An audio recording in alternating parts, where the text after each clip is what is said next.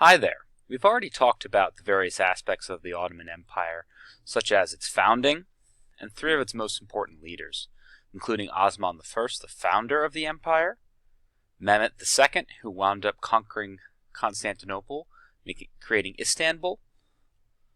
Hi there. We've already talked about various aspects of the Ottoman Empire, including its founding and growth. Also, we discussed three of its most important rulers, including Osman I, the founder of the empire, Mehmet II, who wound up conquering Constantinople, rebuilding the city to create the incredible city of Istanbul, and lastly, Suleiman the Magnificent, or the lawgiver, probably the greatest of the Ottoman rulers. Today we're going to look at various aspects of the Ottoman Empire's culture, including its government, religious policies, and other things, culminating with its end in 1922.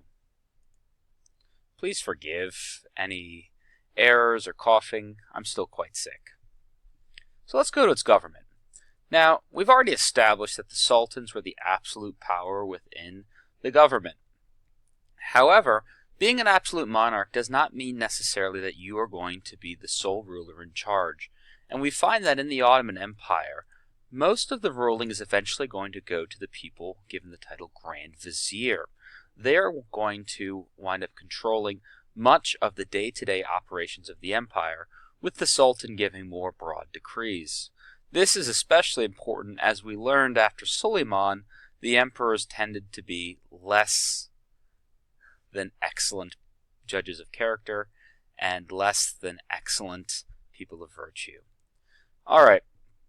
Now, the Ottomans are going to conquer vast swaths of land, and typically this is going to give improved administration to the land. The Ottoman government was effective, and often the Ottoman taxes were less.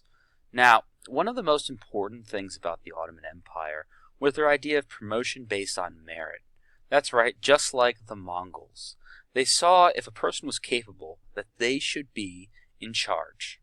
It was not based on who your father or mother was, but based on what you could do. We have great stories of even slaves such as Ibrahim Edhem going and becoming Grand Vizier after being a slave. Now, one of the things that is going to undermine this government is what we discussed, the fratricide. Brothers killing brothers trying to become the next sultan.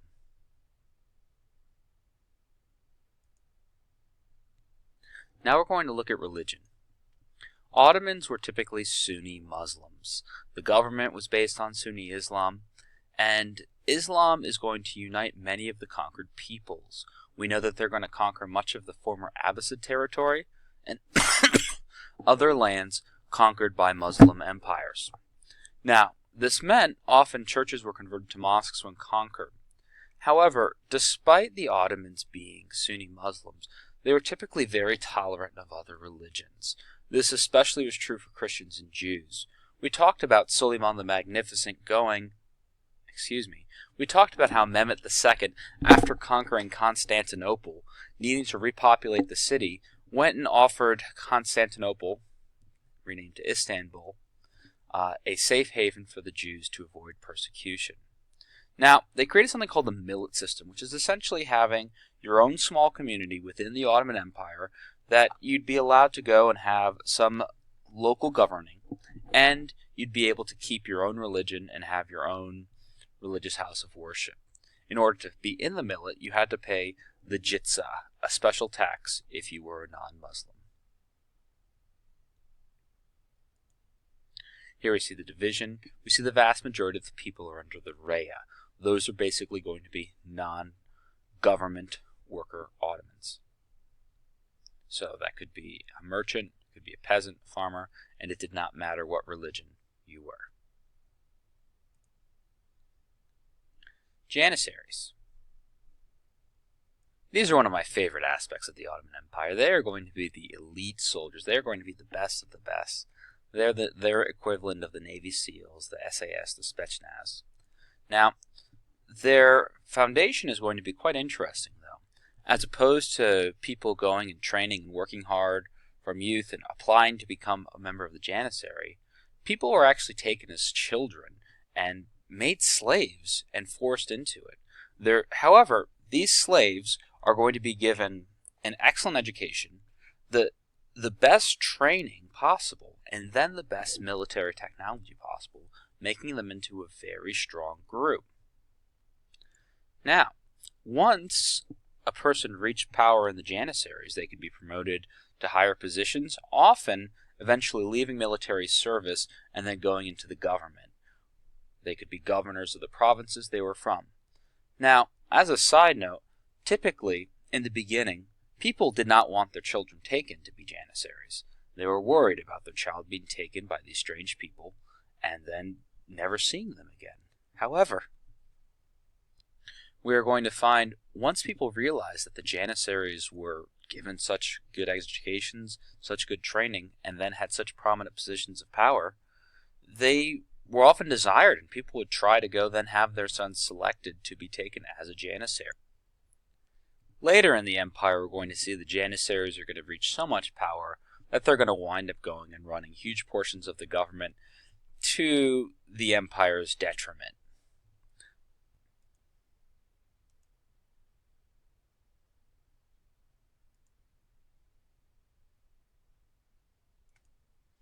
Trade, something huge for the empire.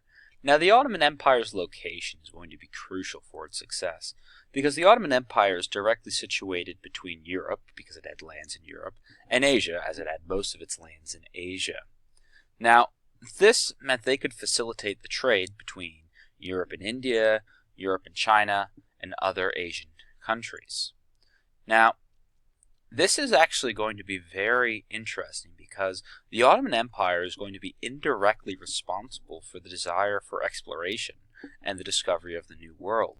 Europeans are going to be tired of paying the extra middleman fees to trade with those places, so they're going to start going and heading west, which will eventually have Christopher Columbus in 1492, sometime in October, going and landing in the Caribbean islands.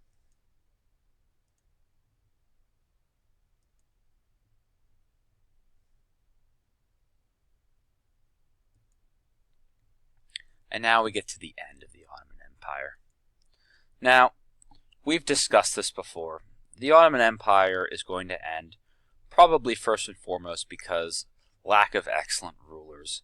After Suleiman I, there were few good Ottoman rulers, and this is probably due to the tradition of fratricide, because Suleiman loved his wife Roxolana and allowed her son to become the next sultan, destroying the law of primogeniture.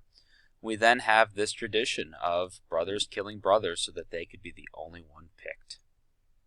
Now, we see the decline starting probably around 1571, and it's going to be defeat after defeat after defeat militarily. Of course, as they were defeated militarily, they're going to lose land. When you lose land, you start having economic problems. Also, with the introduction of the North and South American trade with Europe, there's going to be less trade from Europe going to the Asias, with Ottomans being the middleman. So we're going to see the Ottomans are going to lose out money in two ways, and then therefore we're going to have more economic weakness, which is therefore going to cause more military weakness. It's one of these downward spirals where there's nothing they really can do. Now, the Ottoman Empire is going to last an extraordinarily long time. And we see 1922, we have the last Sultan, Mehmed VI, going and stepping down. And that is the end of the Ottoman Empire. It now is present-day Turkey, what's left of it, that wonderful area of Anatolia, Asia Minor, with that wee bit of Europe. Thank you so much. I hope you learned a lot. I apologize for the sickness.